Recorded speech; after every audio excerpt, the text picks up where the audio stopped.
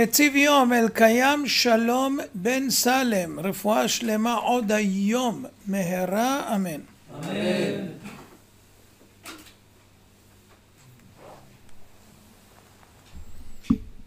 אני הייתי במצרים בפרקים ל"ו, ל"ז, ל"ח ול"ט. מערכת הכוכבים נעה בשמיים כסדרה, הירח המלא שייט בשמיים לאיתו, שעת חצות התקרבה. טלה עלה מן האופק והחל להיכנס לתוקפו, ואז צבחת הזקנה הפרה את דומיית הלילה. דמות דיוקנו של בנה המפוסלת מבצק מיוחד מעשה ידי אומן, שוסעה על ידי כלבים רעבתנים. קולות רעמים עזים החרידו את חשכת הלילה. ברקים מסמאי עיניים הבליחו בשמי הרקיע, יוצרים מחזות בלהות. בעוד שהיהודים ישנים שינה ערבה, אינם מוטרדים מקולות הנוראים שלא הגיעו לאוזניהם. המצרים המפוחדים נסו לחדריהם הפנימיים תוך זעקות פחד ואימה. עיקר החרדה אחזה בבכורות, געשי הרעמים עלמו בהם בעוצמה, חדרו לליבם המפרפר בקצב מהיר. קולות חרחורים שעלו מחדרי הילדים הקפיצו את ההורים, כולם רצים לעברם מבועתים ולעיניהם מחזה נורא. הבכורות שכבו משתנקים בתוך שנתם, מפרפרים פרפורי גסיסה. למרבה הפלא זה לא הסתכם בבכור אחד כמו שחשבו. לפתע התברר שהמילה בכור כללה כל מה שנכנס תחת ההגדרה הזו: בכור מאב, בכור מאם, בכורים זכרים, בכורות נקבות, וגם כשלא היה בכורים גדול הבית. אפילו המתים הוותיקים, בכורות שכבר מתו מזמן, הוצאו מקברותיהם על ידי כלבים עזים שנברו בתוך הקברות והושלכו הישר לבית הוריהם. גם העכברים לא טמנו ידם בצלחת והשתתפו בהמוניהם בשליפת המתים. כך כתוב בפסיקתא דרב כהנא ועוד כל המקורות. ועם הבכורות הוכו גם כן כל ילידי מזל טלה, שלהם יחסו המצרים כוחות אליליים בהשראת מזל טלה שבמרומים, והם הוכו באופן חמור עם ייסורים קשים בכל גופם. המצרים המבוהלים רצו כדרכם ישר לפסלים, נושאים בידם קורבנות וקטורת, באמונה עיוורת שיושיעו את יקיריהם. אך אוי אוי אוי, שבר על שבר ושברו. הפסלים הרבים שבטחו בהם הפכו לחסרי צורה, שבורים, מותחים, מנותצים, מושלכים ארצה. נבוכים עמדו מול השרידים, הייאוש היכה בהם, כל התיאוריות רבות השנים קרסו מול עיניהם. לא נותר להם במי להאמין, לא נשאר להם במי לבטוח. הלמות פטישים מלוות צרחות זעם נשמעו באחד הבתים, הבית של הכומר הראשי שהיה ידוע כאדוק באליליו, ובהם השקיע הון רב. מתרוצץ בביתו כחוס טירוף, תר אחר הקורנס הכבד, שוחה לעומת שרידי האלילים המוטלים ארצה, וחובט בשבריהם העלובים במהלומות אדירות. יא אלילים שקרנים, צרח בכל מר. כל כך הרבה עשיתי למענכם, בזבזתי עליכם הון תועפות, בתקווה שתגנו עליי ועל משפחתי, ובשעת המבחן מתברר שאפילו על עצמכם אינכם יכולים להגן. אין בכם ממש. זו המסקנה. אלה שהפקידו את הילדים שלהם בבתי יהודים, נחפזו עליהם בלב הולם. מקווים שהצליחו להערים על אלוקי ישראל ולהציל את הילדים, שיהיו בין הילדים היהודים. בבהילות פרצו לחדר השינה. הילדים היהודים בכלל נמים את שנתם המתוקה, הם חיוכים, חולמים חלומות. ובאמצע בין כל הילדים זיהו את הבן המפרפר. מצרית מפוחדת טיפסה בחופזה על גרם המדרגות העולה לגג, ופרץ נביחות עזות קידם את פניה. היא לא הבינה איך הגיעו לגג הבית הרבה כלבים, איך טיפסו לשם, אבל לא היה לה פנאי להרהר. רק דבר אחד היא קלטה, העריסה של הבן ריקה. בפנים כעוסות, תרה אחרי אליה, במבטי האשמה רושפים מעיניה, למה לא הגנתם מפני הכלבים הפשוטים? רטט חלחלה אחז בה, כשהבחינה מפסלון הזהב המחוטב שכה בטחה בו, נותרה רק שלולית מתכת עקורה, כי הפסל נמס. גם פסלון האבן לידו הפך להיות אבק דק כמו קמח. זעקות השבר מגגות השכנים התמזגו בהרמוניה מחרידה ליללות הכלבים העזות, והבהירו לה שהיא לא יחידה המבכה את עוללה. דמעותיה המרות אמורות להזכיר לה את דמעות האימהות היהודיות שנשפכו כמים בגלל אכזריותה, בעת שהיא דיווחה לשלטונות בצהלת ניצחון על עוד עולל יהודי, מצפה לראותו מושלך אל היאור. המכה לא פסחה גם על הבחורות שברחו מהמדינה. מה חשבתם שמלאך המוות לא ישיגם התבדתה? עוון אכזריותם לא נמחק. בארמון שררה בהלה נורא. בניו הבכורים של המלך, יורשי העצר, הנסיכים גוססים נגד עיניו. הרופאים הבכירים פוחרים ידיהם בתנועות משדרות ייאוש מוחלט. פרעה הגמד עומד נבוך, עובד עצות. לפתע הוא נזכר שגם הוא בכור. ברכיו פקו, סחרחורת עזה חזתו, נשימתו נעצרה. מה אתה מפחד יא טמבל, אתה אלוהים, שכחת? בטרם הספיק להוציא הגה, התמוטט ארצה לעיני עבדיו. הרופאים חשו אליו, מבטם מודאג, מסגיר את המסקנות. והנוכחים נדים בראשם מבינים את העובדה המרה. בעיניים בוהות נעצו מבט מיואש במי שהיה עד כה המלך העריץ המוחזק לאלוה הכל יכול. זמן ממושך עמדו מבולבלים, לפתע נסוגו אחור בבעתה. בגוף שהיה דומם כמת זוהתה תזוזה. לתדהמתם פרעה קם מרבצו, גונח ברצוץ, מסתכל סביבו, דורש הסבר. בהססנות סיפרו לו את מאורעות הלילה, ומדבריהם עלתה תמונת מצב עגומה ביותר. כל בכורות מצרים, בין זכרים, בין נקבות, מפרפרים למוות ללא תקווה.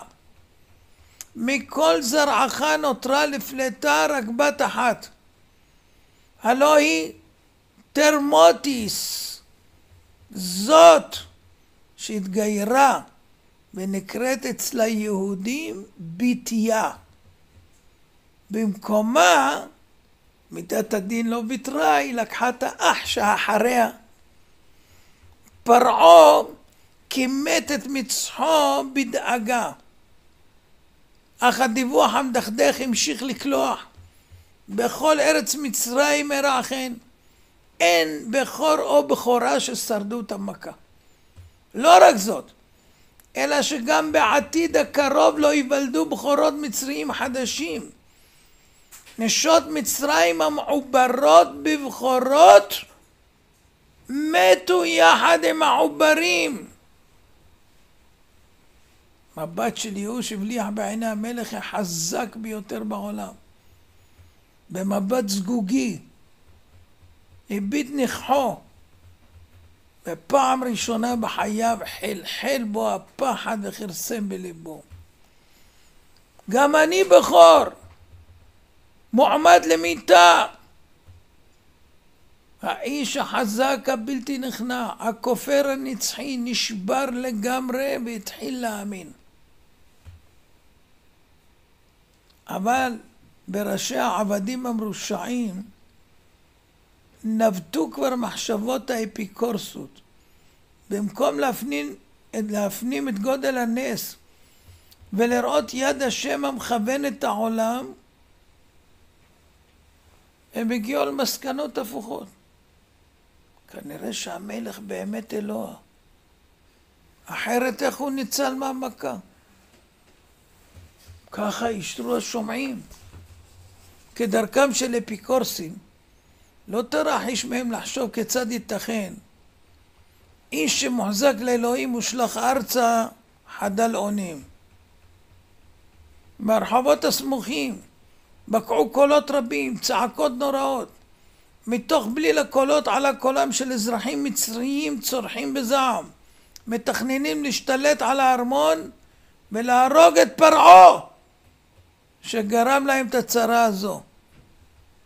פרעה גייס את חייליו במהירות וידע שאין עת לחשות. ככל מושלי רשע מאז ומעולם הבין שהדרך הקלה להינצל מזעם ההמונים זה להסיט את האחריות ממנו.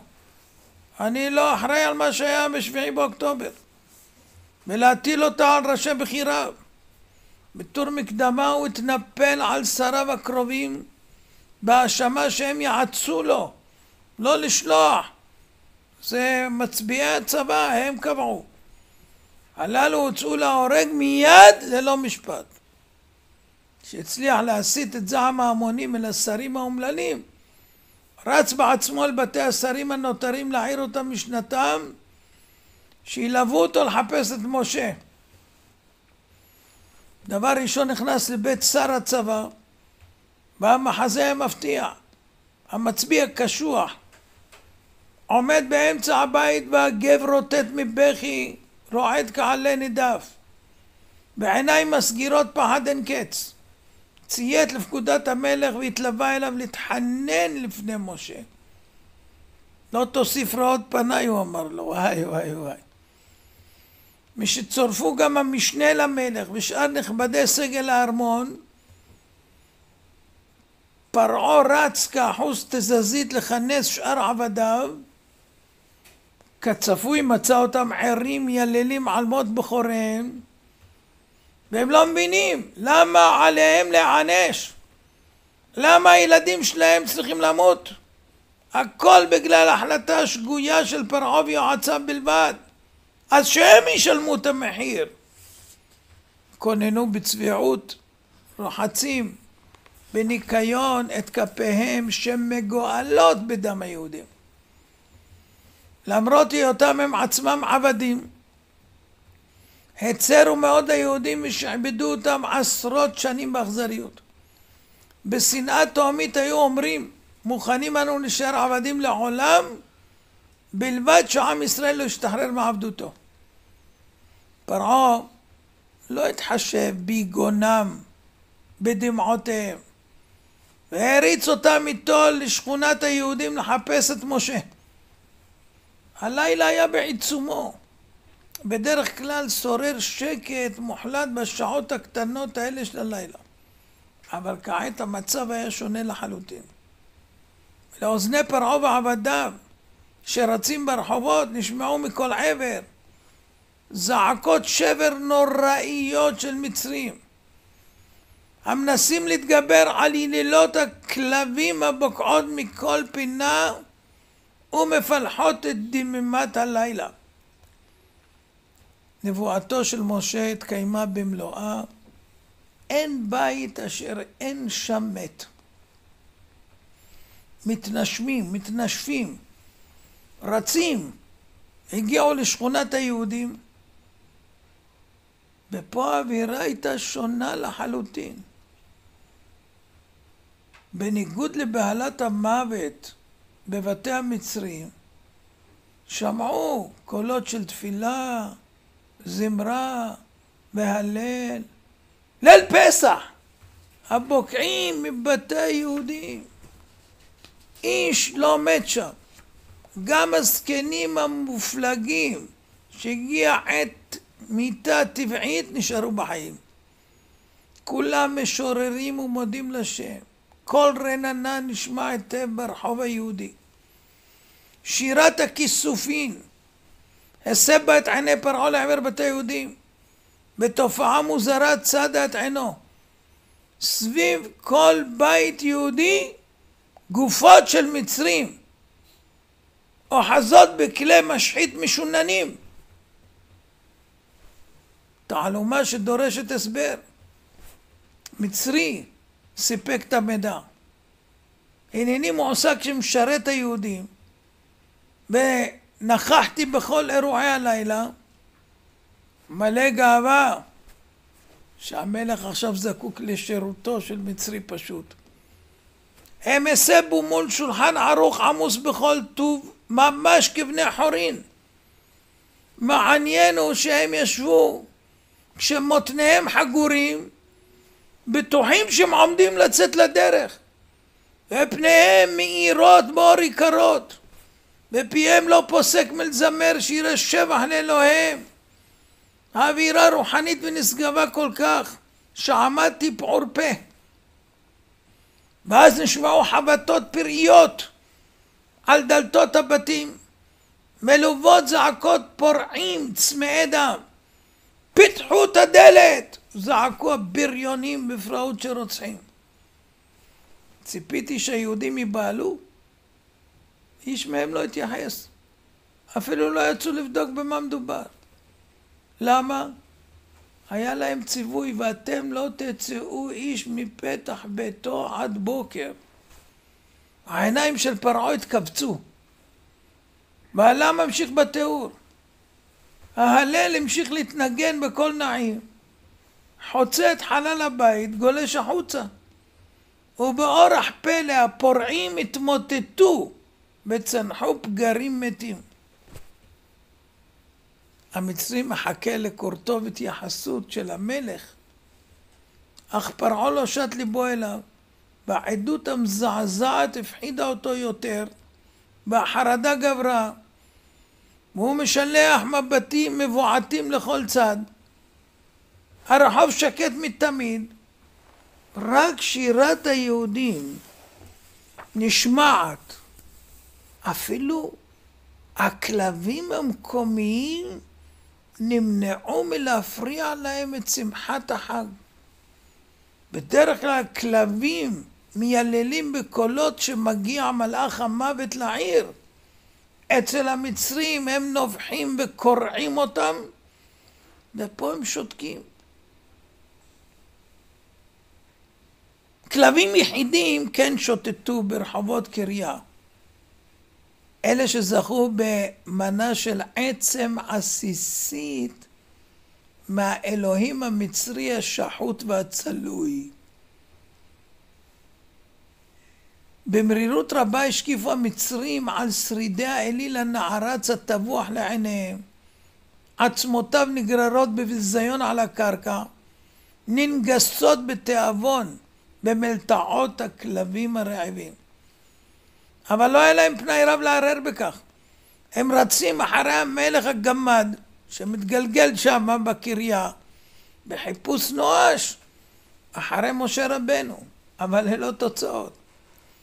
ילדים מציצים מהחלונות ומצביעים על הגמד שרץ, משועשעים בעליל איך הוא מתרוצץ עובד עצות. בצר לו הוא פונה ושואל איפה הוא גר משה? מראים לו צד ימין. המלך ממהר לשם, פינת הרחוב, הוא נעצר נבוך, לא יודע לאן לפנות. היה לי פעם מקרה כזה, חילוני הגיע לבני ברק, אז הוא שאל על איזה רחוב, אז הפנו אותו לגבעתיים. ככה עשו לו למשה, לפרעה. מראים לו כיוון ימין, הוא הולך לשם, לא מוצא, לא יודע לאן לפנות. והילדים מבסוטים, מסתלבטים עליו. משה גר בדיוק בכיוון ההפוך. הוא הולך וחוזר ורץ, ומסתבר שהוא לא גר בכלל שם. ובקצה של השכונה השלישית, והוא רץ, הפעם מזרחה, הפעם מערבה. סוף סוף מצא את הבית של משה. בעוד עיניו מפוחדות מתגלגלות בחוריהן, נעמד מול פתח הבית והחל קורא. שימו לב לנוסח. משה אהובי, משה ידידי, אנא עזור לי. מי שם? שואל משה. אני, פרעה מושפל, מחפש כתובות כל אמצע הלילה. בבקשה משה, צא אליי לפני שימותו כל המצרים. המלווים אומרים לו, אתה אמרת ביום ראותך פניי תמות. אני אמרתי ביום, אבל עכשיו לילה. אני לא יכול לצאת, אומר לו משה. הצטווינו לא תצאו איש מפתח ביתו. פרעה נבוך מהדו שיח. משה מדבר אליו מהבית ואפילו לא ניגש לחלון. לפחות תעמוד בחלון, דבר עמי משם.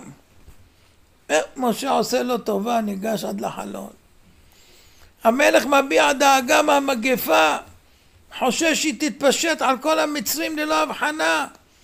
מבקש עצה, מבקש רחמים, מתיירא, שמא הוא עצמו ימות פתאום. אתן לך עצה, אומר לו משה. אם תקיים אותה במילואה, אני מבטיח לך שלא תמות, הגם שינך בכור. תגיד ככה, בני ישראל, הרי אתם ברשותכם, קומו צאו מתוך עמי. פרעה הרים את קולו בזעקה ואמר בדיוק מה שהוא אמר. באורח פלא. כל דבריו הדהדו בכל רחבי מצרים. השם הגביר את קולו שכל מצרים שמעו את קולו הנכנע, המצווה לשחרר את ישראל. המצרים מתרוצצים מיהודי ליהודי, מבולבלים, דורשים, דוחקים, מתחננים. נו, תזדרזו, תצאו כבר, תצאו. והיהודים מסרבים בכל תוקף. אנחנו לא בורחים בלילה, אנחנו לא גנבים. מה החיפזון? חכה לאור הבוקר. זוכרים אותו? עבדול כרים הגיע לבית של אלימלך, מבקש סליחה על מה שעולה להם, מתחנן. אהוליאב, יאללה תצאו. אומר לו אלימלך, אני מסרב, נצא רק באור יום. אז לפחות תגידו לי מה אני יכול לעשות למענכם. אהוליאב הסתכל בו במבט בוחן. עבדול, אתה זוכר את השרביט עשוי היהלומים שלך? זה שחבטת על ראשי לעיני האורחים כשהתפארת עליהם בעושרך? כן, גמגם עבדול. אז מה רצונך כעת?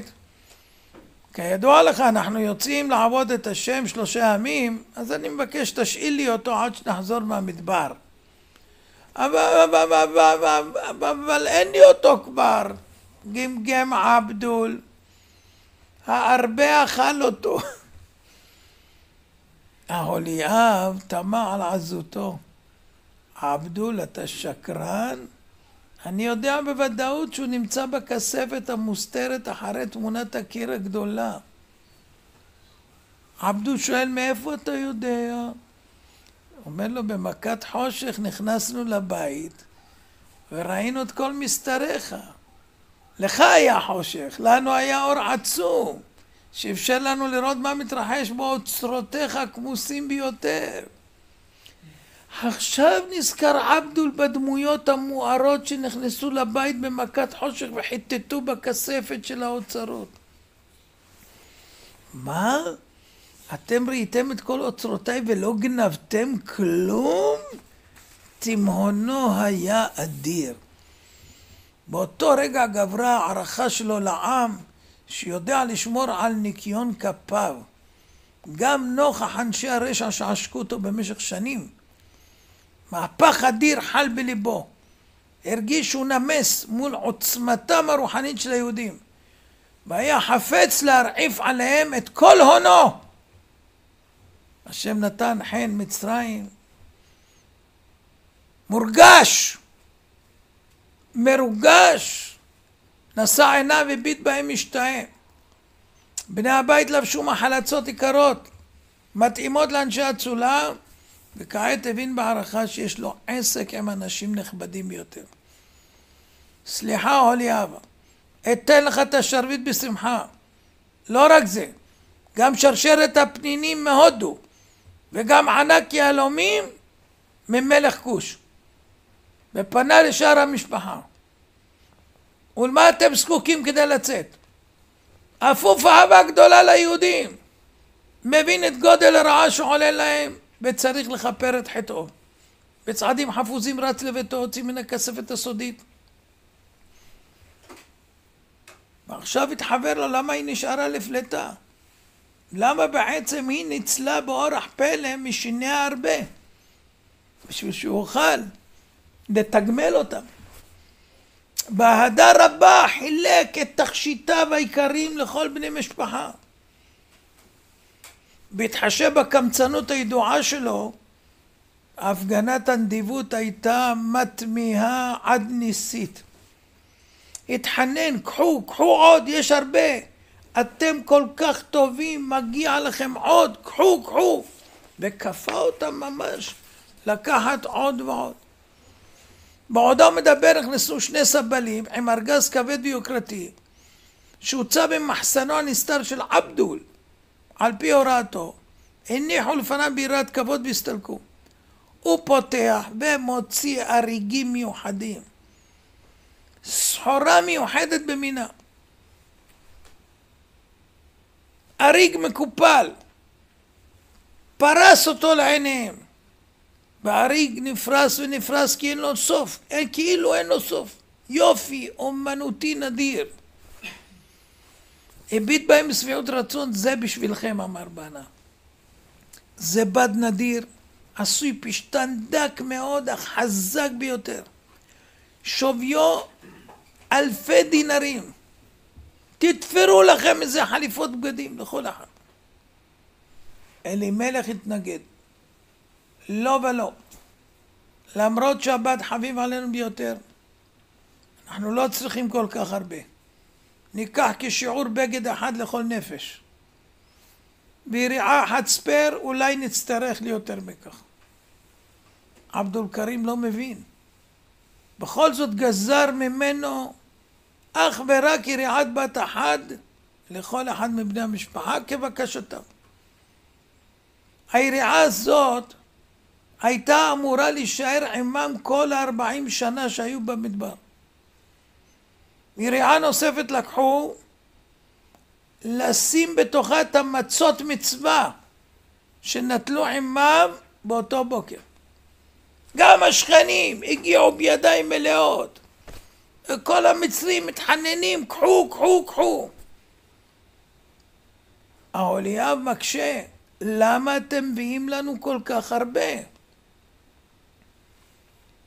אתמול ביקשתם שנשאיל לכם תכשיטי זהב לכבוד החג שלכם, השיבו המצרים. אז בבקשה, קחו בשפע עבור כל בני המשפחה. אנחנו לא חוששים לאובדן רכושנו, כי יכולתם במכת חושך לקחת לנו את כל הכסף ואף אחד לא יודע מי לקח. מלבד זאת, במידה ולא תשובו, השארתם לנו את הבתים והשדות שלכם תמורתן. אלימלך ומשפחתו היו נבוכים. איננו יכולים לקבל כל כך הרבה. איך נסחב את זה? הרי על החמורים שבידינו העמסנו כבר עצי ארזים ארוכים כדי להקים בהם את המשכן. אל דאגה צייצו המצרים, נדאג גם לזה. חישקל חזרו, מושכים בהמות ענקיות בגודל גמל. אלה נקראים חמורים לובים, גדולי ממדים, חזקים במיוחד. אלימלך משקיף מהחלון בתמיהה, 90 חמורים הוצבו בחצרו עומדים אכן. והמצרים מעמיסים עליהם מסע מדהים, 10 טון זהב וכסף שהביאו, ממלמלים בקשות סליחה על כל הסבל שגרמו ליהודים. קולו של משה מהדהד ברמה, מבקש מכולם להגיע לרעמסס, קובע לכל קבוצת מקום עמידתה מדויק, ובאופן ניסי נשמע קולו בכל ארץ גושן. רבבות היהודים נאספו מכל קצווי ארץ גושן, תוך זמן קצר הגיעו לרעמסס, שעה. מהלך כמה ימים, שעה.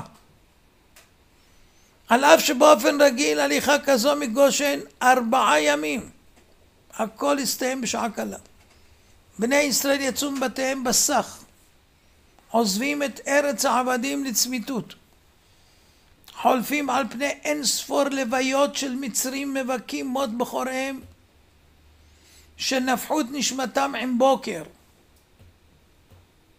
שימו לב, יש פה, אני אגיד לכם את החידוש שאמרנו. היהודים שאך עתה התוודעו לעוצמת המכה הזו, נאחזו התפעלות אין קץ, נוכח הנס הכפול. שונאיהם הוכו מכה ניצחת, עליהם פסחה מגפה לחלוטין, איש לא מת, גם זקנים שהגיע זמנם להיפטר מן העולם נשארו בחיים. המצרים הביטו ברגשות מעורבים, מיליונים יהודים עוברים על פניהם, והם עצובים על מות בניהם, מדוכדכים נוכח שלדי אבות האומה הקבורים במצרים זה כ-400 שנה, שנשלפו באופן מוזר מקבריהם והושלכו על פני השדה על ידי הכלבים והעכברים. אבל דבר אחד שימח אותם, היהודים יוצאים, היהודים יוצאים. היה זה חיזוק גדול באמונה, לראות את המצרים הרעים שתמיד אמרו ליהודים לעולם לא ניתן לכם לצאת מכאן, שבעי רצון בשמחה גלויה, בצאת ישראל ממצרים. איך הם שמחים המצרים. נראה שהשמחה שלהם יותר גדולה מיציאת מצרים. הגם שמסלול ההליכה הרגיל לארץ ישראל הוא בכיוון מזרח, הצטוו בני ישראל להדרים אל העיר סוכות השוכנת דרומית מעבר לגבול היישוב המצרי. 600,000 גברים מגיל 20 עד גיל 60, ועמהם קהל עצום, זקנים, ילדים, נשים, מגיעים לסך של כ-20 מיליון איש. מלבד שבט לוי החלו במסע יציאה ממצרים. הקהל העצום הזה כלל אלפי זקנים בני 80 עד 83 שהוגדרו כבעלי נס. היו אלה אותם תינוקות שבשנת המרור הנוראות השליחו אותם המצרים ליאור, ובדרך נס הם נפלטו כולם מהמים אל המדבר. חלוק אבן שהתגלגל לתוך פיהם הטיף אליו חלב טרי, ועוד חלוק אבן התחכך קלות לאורך גופם והסיך את גופם בשמן לחיזוק העצמות. בין רבבות ילדי החן התבלטו מספר עצום של יתומים, בניהם של הכופרים שמתו בעיצומה של מכת החושך. היתומים האלה היוו 80% מכלל ילדי היוצאים, והם התמזגו באופן מושלם בתוך משפחות היוצאים, שהרעיפו עליהם אהבה רבה. למרות מספר היתומים הרב, לא התעלמו מהם אחיהם היהודים, וברחמנות אופיינית לאומה זו, אימצו אותם אל חיק משפחותם. כל משפחה מהיוצאים לקחה תחת חסותה יתומים של 4 משפחות שכולות. זה יכול להיות 10 לכל משפחה. איש לא שאל איך יפרנס כל כך הרבה ילדים. האמונה בבורא עולם חזקה ומוחשית. הזכות הזו עמדה להם לנצח. זכרתי לך חסד נעורייך, לכתך אחרי במדבר, בארץ לא זרועה, בלי שאלות. כך יצאו ממצרים הסגורה והמסוגרת מיליוני אנשים, ביד רמה, מול עיניו המצועפות של פרעה, שרק עכשיו השכיל להבין מה ערך הנתינים שהיו לו קודם. ההמון הסתדר בשורות, שבט שבט בפני עצמו סביב דגלו המיוחד, ונעו לכיוון גבול מצרים הדרומי. כשהגיעו לתחום של צוען, הבחינו בשיירת ענק מתפתלת דרכי יציאה מעיר הבירה, מנסה לחלץ מהכרך הפקוק גדוש מסעות הלוויות הרבות של בחורי מצרים. לאחר שנחלצה מסבך האדם ההומה, חצתה אורחת הענק את תחום עיר הבירה והחישה את פעמיה לכיוון מחנה ישראל. כעת ניתן לראותה למלוא אורכה. כמות אנשי הייתה מדהימה. המספר נע בין 1.25 ל3.5 מיליון איש. ניכר שהאנשים האלה לא נמנים על המוני העם הפשוטים. הבגדים האדורים, הגינונים המלכותיים, הצביעו בבירור על ההשתייכות שלהם למעמד האצולה העליונה. היהודים הביטו בהם משתאים. על פי השוני במלבושיהם, ניכר שהם מורכבים משתי קבוצות. ראשי הקבוצה הראשונה קרבו וניגשו אל משה ביראת כבוד ניכרת, וביקשו לשטוח בקשה. ידוע לך כי אבותינו נימולו כבר מימות יוסף. מאז פרשנו משאר המצרים, בנינו לנו ערים נפרדות, שינינו את בגדינו להיבדל מיתר האוכלוסייה. עתה כשאינכם יוצאים מארץ מצרים, למה לא תצרפונו עליכם? בתוך כך נקרא תכונה עירה בראש השיירה שנותרה מאחור. המנהיגים הסתודדו בהתרגשות, מתאמים עמדה אחידה. אחרי חילופי דעות קצרים התנתקו בקבוצה 2 אישים מדורים, קדו קלות לעבר אנשיהם ופתחו לעבר מחנה ישראל בשעתה. קריאת הפתעה נמלטה מפי הצופים. בבירור זיהו את השניים. אלה היו גאוות מצרים, האחים יונוס ויומברוס, מכשפי העל המלכותיים בכבודם ובעצמם, הבנים של בלעם. היהודים הביטו בהם בתימהון גובר, מנסים להבין מה המטרה של בניו של בלעם המפורסם. האם הם רוצים לשכנע אותם לא לצאת ממצרים? גם הם התקבלו אצל משה בסבר פנים יפות. קבוצתנו כוללת את טובי חרטומי מצרים ואת מכשפי הבכירים ביותר. כך הקדימו ואמרו. כידוע לכל, האמנו עד היום בכל מיני כוחות ואלילים. כעת נוכחנו בבירור בקיומו הנצחי של אלוקי ישראל. בושים ומצרים אנו במורשת השקר בה אחזנו. ברצוננו לתקן זאת ולהתגייר. ודאי ידוע לך כי כבר עשינו צעד גדול קדימה.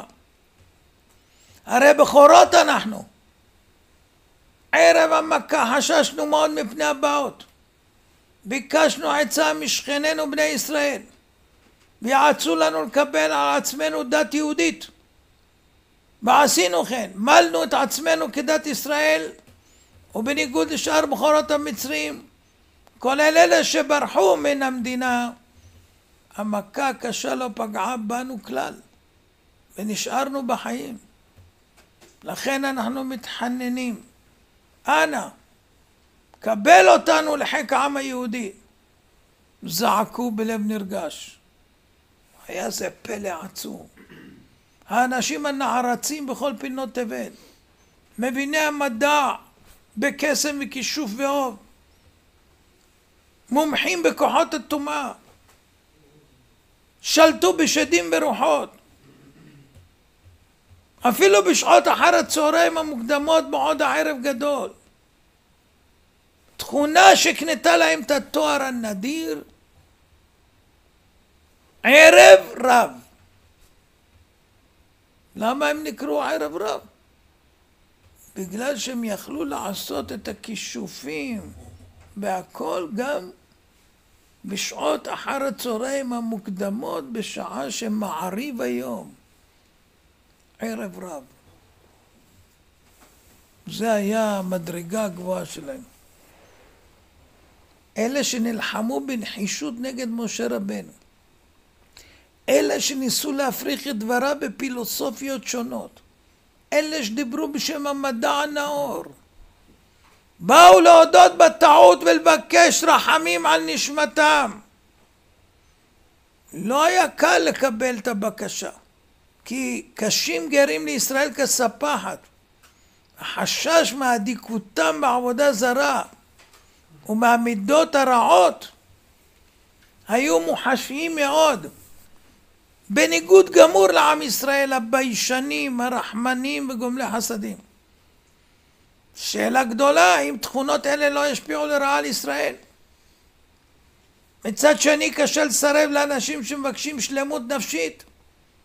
למה למנוע מהם סיכוי לזכות לחיי העולם הבא? ומשה רבנו במידותיו הטרומיות הכריע בהחלטה, הנכם רשאים להתגייר ולהסתפח לעם היהודי. בלבבות נרגשים התמקמה שיירת הענק מאחרי מחנה ישראל, והצטרפה למיליונים יוצאי מצרים. כך בחצי היום, לעיני השמש, יצאו ממצרים הסגורה והמסוגרת מיליונים אנשים ביד רמה. רק 2 לא הצטרפו ליוצאים. 2 המלשינים, דתן ואבירם, שהיו מקורבים לשלטונות. 2 האחים האלה, על אף שהם ציפו גם לגאולה והאמינו בה, אבל לא העלו על דעתם כי הגיע הזמן הגאולה, ובני ישראל יוצאים כעת ממצרים לצמיתות. להם היה נדמה שהיציאה רק ל3 ימים, כמו שאמר משה, וזה לא הגאולה הסופית. לכן העדיפו להישאר במצרים, לא להפסיד את המעמד. איש לא הבהיר להם כי הדרישה ליציאה מוגבלת בת 3 ימים נועדה להטעיה של המצרים, כדי שיחשבו שאין בכוח האלוקים לשחרר אותם לגמרי. משה יכול לבוא להגיד אנחנו יוצאים לעולם. כשהוא אומר רק ל3 ימים, זה משמעות שהאלוקים לא יכול לגמרי לשחרר. זו הייתה הטעיה מכוונת כמובן. בדרך הזו סלל הקדוש ברוך הוא את הדרך לגרור למצולות ים את זורקי הילדים למצולות הנהר. הם אמרו 3 ימים, הם לא חוזרים אחרי 3 ימים, ואז פרעה התפתה לרדוף אחריהם, ככה ימשכו אותו אל הים בשביל להטביע את כולם, מידה כנגד מידה.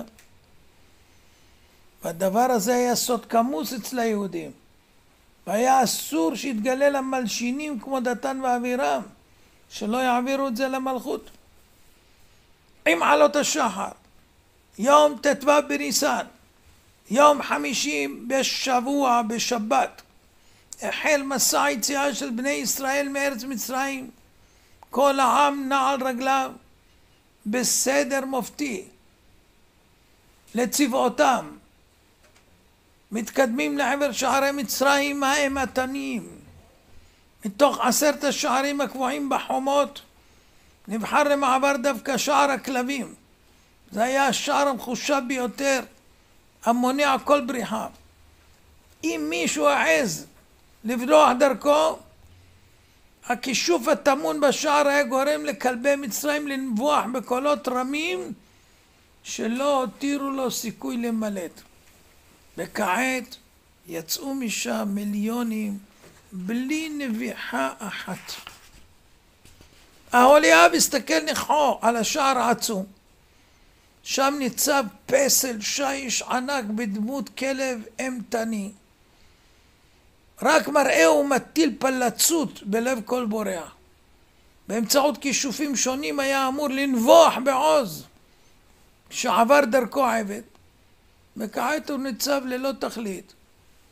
בני ישראל עוברים כמו שער רגיל, בניחותא, ללא מורא ופחד. הכל בנעימות. בטח הם שרו, הכל יודוך והכל ישבחוך והכל יאמרו והכל יאמרו אין קדוש כשם. איי איי איי, אתם לא זוכרים יציאת מצרים? אני הייתי שם. הכל התנהל בנעימות, לא היה כל קושי במסע. גם המעקשים הפכו למישור. ריחות נעימים עלו מכל עבר, מתמזגים עם שירת המלאכים, המעלים מזור ורפואה לכל הכאבים, גשמיים ונפשיים כאחד. הסומים נהנו ממראה עיניהם, החיגרים הלכו ברגליים בריאות. מאחוריהם משתרך פרעה עם סגל שרי המלכות, מבקש, תתפללו עליי, תבקשו עליי רחמים מאת השם. הפמליה מלווה אותם בכבוד גדול לאורך כל הדרך עד גבול מצרים הדרומי, ושם נפרדו מהם פרעה ושריו. משם המשיכו ללוותם האוקטורין. הם היו עמלקים. היה זה גדוד חיילים שהורכב מסחירי חרב קשוחים. תפקידם היה לפקוח עין, לדווח על כל חריגה ולוודא את תשובם של ישראל למצרים בעיתוי שנקצב. המלך הבין כי לא ניתן לייעד למטרה זו את החיילים המצריים. למה? הם כבר שפופים מאוד מסדרת המכות שחוו והרגישו נרפסים ונחיתים מול היהודים. לפיכך נבחרו למשימה זו גדודי עמלקים הידועים באיבתם העתיקה כלפי היהודים. הם ידאגו בקפידה שהיהודים לא יסטו מרישיון המלך כמלוא נימה, והם ידווחו על כל חריגה ללא שום חיפוי. האוקטורין הוזהרו להשיב את היהודים מצרימה בתום 3 הימים שאישר להם המלך לצאת. תוך שעה קלה עברו בני ישראל בהליכה רגלית את הדרך הארוכה של 120 קילומטר שנמתחת מרעמסס עד לעיר סוכות ששוכנת מעבר לגבול הדרומי של מצרים. הפלא הגדול יותר היה שגם לאוקטורין שהלכו עמם הייתה קפיצת הדרך. כברת הדרך הזו שזמן המהלכה 36 שעות התגמדה לפחות מ-18 דקות, כך שאפילו הבצק שהיה מונח על ראשם לא הספיק לטפוח טרם יחמץ. למרבה הפלא, הבצק נאפה בחום השמש כמו מצה טריה, ביחד עם זאת טעמו מיוחד להפליא, עם מתיקות מיוחדת, כאילו טוגן בדבש. באורח נס הספיקו להם המצות האלה לחודש ימים. עם חנייתם בסוכות הוצפו בשמחה עצומה, שם נגלה עליהם הקדוש ברוך הוא. הקיף אותם בענני כבוד בצבע תכלת, מ4 רוחות השמיים, וענן נוסף ריחף מעליהם מספק מיגון מושלם מפני השרב והגשם, וענן אחר מתחתיהם שלא ינגפו ברגליהם. היהודים מסתופפים בצל העננים בשקיקה של קדושה. הישיבה בצלם של העננים נעמה מאוד. המקום מרווח כל כך שניתן היה לאסף שם כדרך שמסבים על כורסה נינוחה. גוון התכלת של העננים משתקף למרחקים כעין שחר עולה, מואר בגווני החמה והלבנה. המראה נורא ההוד הזה נשקף למרחוק, מפעים ומשמח קורא. מיסוך העננים היה כה מושלם שאפילו פרעוש או יתוש לא יכול לחדור למרחב ולהציק. מאחורי העננים השתרכו עדרי הצאן והבקר הרבים, מלווים ברועים, מסומנים בסימני שיוך, לבל התערבבו. כמות עדרי הבהמות הייתה מרשימה מאוד.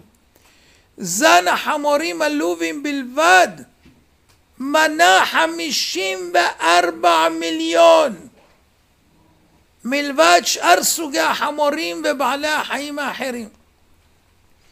במרחק של כ-120 קילומטר לפני המחנה התמר ענן נוסף שהלך לפניהם, מורה את המסלול, משמיד את נחשי הארץ בעקרבי הענק שהיו רובצים לאורך הנתיב, וסולל את הדרך, מנמיך את הגבעות, מגביה את העמקים, שהכל יהיה מישור. בלילה הסתלק עמוד ענן זה, ובמקומו הגיע עמוד אש. באור יקרות שכולו קדושה האיר את המחנה, אור רוחני. באמצעותו יכלו לצפות בכל דבר נסתר, כמו בתכולת החביות האטומות בחדים סגורים. לעוצם קדושתו התמקד האור הזה בדיוק רב רק על מחנה ישראל המקודש, ולא גלש מתחומו החוצה. ביום השני ליציאתם, ערב שבת, ט"ז בניסן, התתמר עמוד הענן לגובהי רום, מאותת כי הגיע עת המסע. דגלי השבטים הונפו אל על, מציינים מיקום 4 דגלי הראש, בצירוף 2 השבטים הנלווים עליהם. בקדמת המחנה ניצבו שבט יהודה הולכים בראש, בצמידות עליהם מאחור הלכו שבט יששכר וזבולון, בעקבותיהם ראובן, שמעון וגד. מחנה הלוויים הנמצא בתווך סגר על 6 השבטים הנ"ל. אחריהם נסעו שאר השבטים, כששבט דן הוא המאסף לכל המחנות. מראה המחנה מרשים מאוד. רוחבו היה כ4 קילומטר, ואורכו השתרע על פני כ20 קילומטר. תוך כדי שירי רננה ותהילה, נקישות תופים, נגינת כינורות ערבה. העם נע בסדר מופתי, מדרים והולך בעקבות הענן המתתמר אל על, עד שהגיעו לעיר אתם השוכנת בקצה המדבר. שם, בקצה הצפוני של המדבר, שבתו את השבת. וכעת התפרס המחנה על פני שטח כ12 קילומטר רבועים. הלוויים התמקמו במרכז המחנה. שבט יהודה, יששכר וזבולון חנו למזרחם, ראובן, שמעון וגד לדרומם, אפרים, מנשה ובנימין במערב, דן, אשר ונפתלי בצפון. ב4 פינות המחנה התמקמו עדרי הבעלי חיים הרבים. לאחר השבת, בבוקר של יום רביעי ליציאתם, ציווה הקדוש ברוך הוא לסוב על עקבם ולנוע צפונה מזרחה, כאילו חוזרים לכיוון מצרים. הדבר נועד להטעות את המצרים, לחשוב שהיהודים הסתבכו בדרכי המדבר ולא יודעים לאן ללכת. ואכן, האוקטורין, העמלקים המלווים אותם, נפלו בפח. הם חייכו זה לזה בלגלוג, כאומרים היהודים מבולבלים. כאשר נוכחו שדרכם נחסמת על ידי המדבר המאיים, הם חוזרים לאחוריהם ומסתובבים סביב עצמם. החיילים התייצבו בפני היהודים בתביעה חד משמעית: קיבלתם אישור יציאה ל3 ימים בלבד, הגיע הזמן לחזור. אין רשות להמשיך. היהודים התקוממו. אנחנו לא צריכים רשות מפרעה. איננו עבדיו, והוא אינו מלכנו. החיילים שלפו את החרבות בצורה מאיימת, לא משתמעת לשתי פנים. עליכם לקיים מיד את דבר המלך. החוצפה המצרית עברה כל גבול. היהודים כבר לא יכלו לסבול זאת. האוקטורין הותקפו במהלומות מוות. אחרי קרב קטן ברחו עם הסוסים בדהרה למצרים לדווח למלך, היהודים מורדים, מסרבים לשוב ופגעו לך בחיילים. פני המנהיג עמלקי בכיר אדמו מזעם, הוא תכנן נקמה. מטרת היהודים היא להגיע לארץ כנען, עלינו לעשות הכל למנוע זאת. במסורת אבותיי יש להם תוכנית שהם רוצים לכבוש את כנען. מיד אחרי כן אנחנו נתנפל עליהם האומה העמלקית כדי למחות אותם מן העולם. ויחנו ברפידים ויבוא עמלק. זו הייתה תוכנית. מוטל עלינו להסית את פרעה, לרדוף אחריהם, להשמידם. כך נהג עשיו אבי אומתנו, כשברח יעקב אבי היהודים מארם נהריים, הוא הסית נגדו את חמיו, את לבן הארמי, לרדוף אחריו ולהשמידו. העמלקים העלו רעיונות איך ישכנעו את פרעה להתגבר על החששות ולצאת למרדף קטלני. במקביל שיגרו הודעה בהולה לארץ מולדתם בהר שעיר, לידע את המנהיגים על בריחת היהודים ועל ההזדמנות שנוצרה לחסל אותם במדבר. בהתעלמות גמורה מהאויבים המשיכו היהודים את המסע צפונה חזרה לכיוון מצרים. משם הפנו מזרחה לעבר העיר פתאום, שעכשיו כבר שינו את שמה לפי החירות, לשון חירות.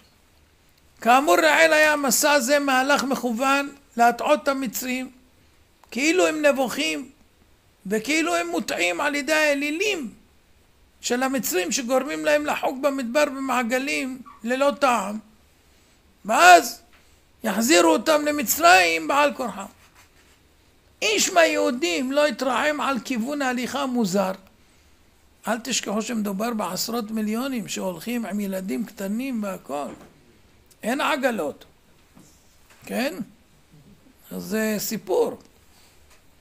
אף אחד לא מתלונן ולא מתרעם. באמונה תמימה שמים פעמיהם לעבר אתר השעבוד המוכר להם היטב.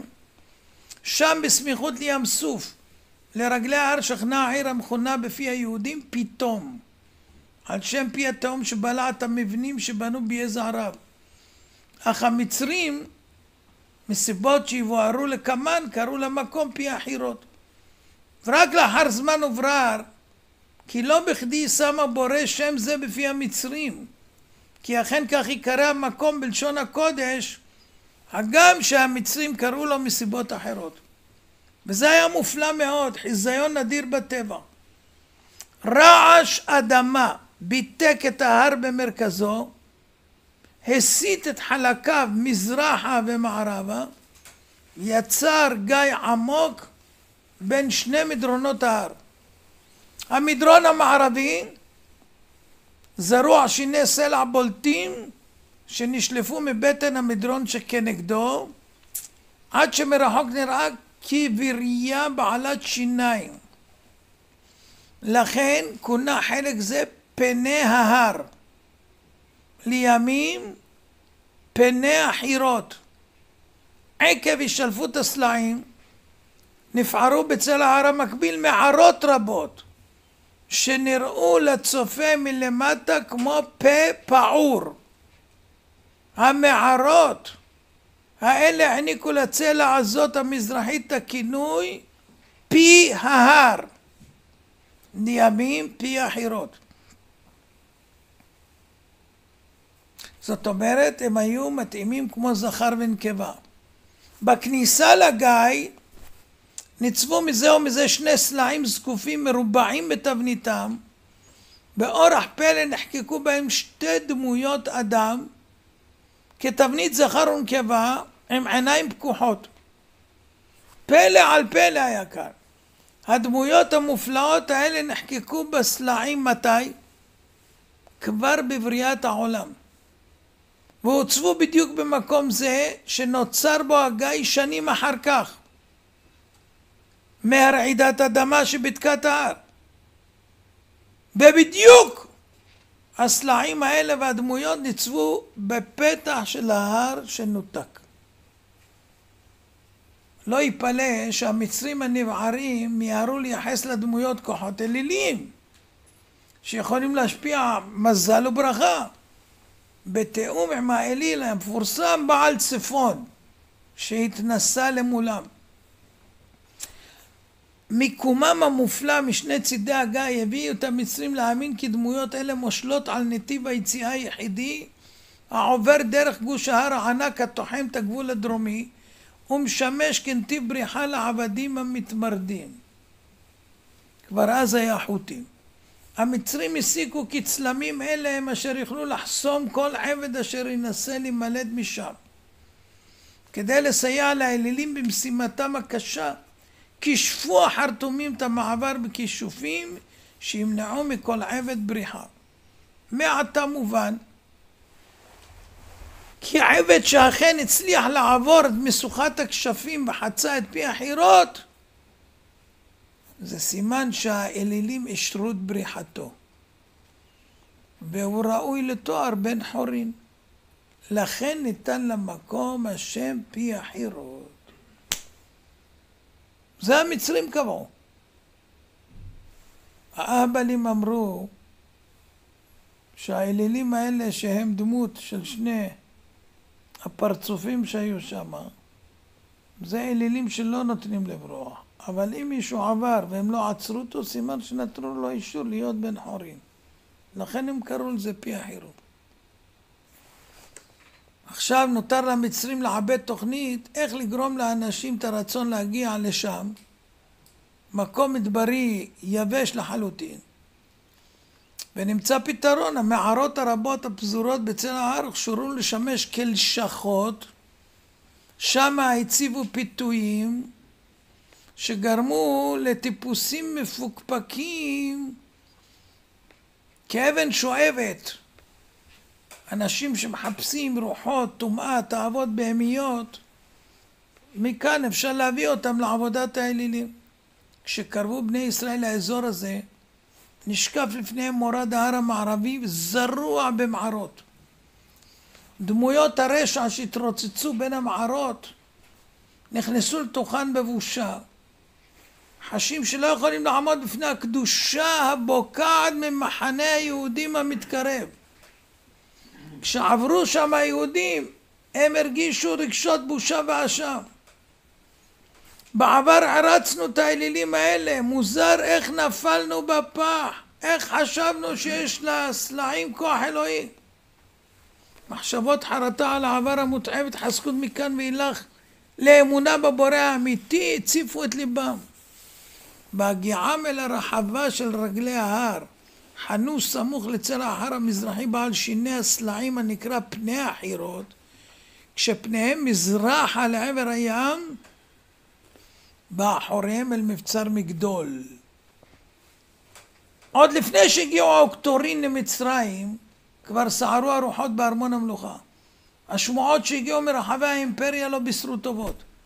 שילוח ישראל התפרש בעיני הממלכות הכפופות לפרעה כסימן חולשה של מצרים.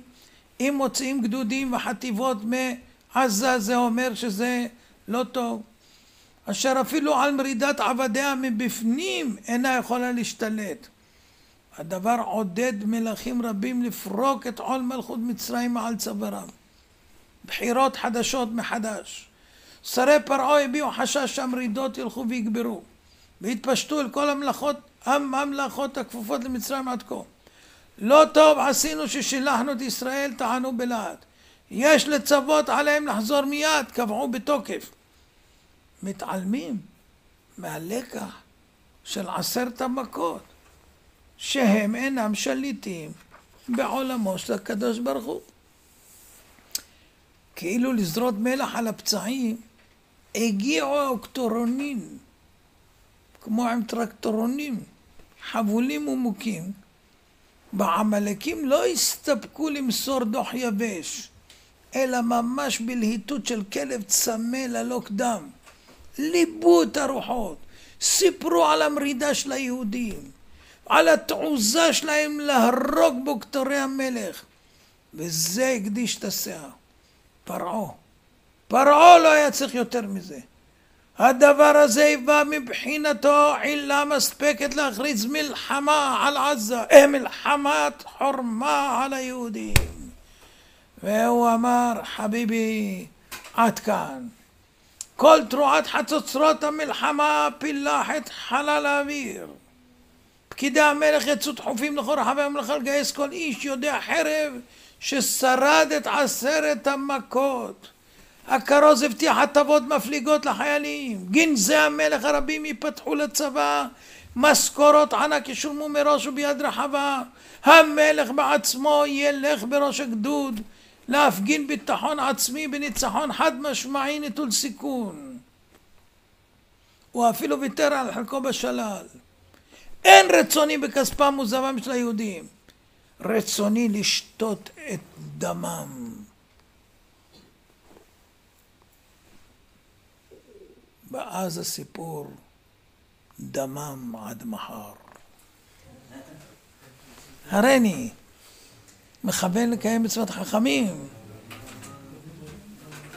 רבי חנניה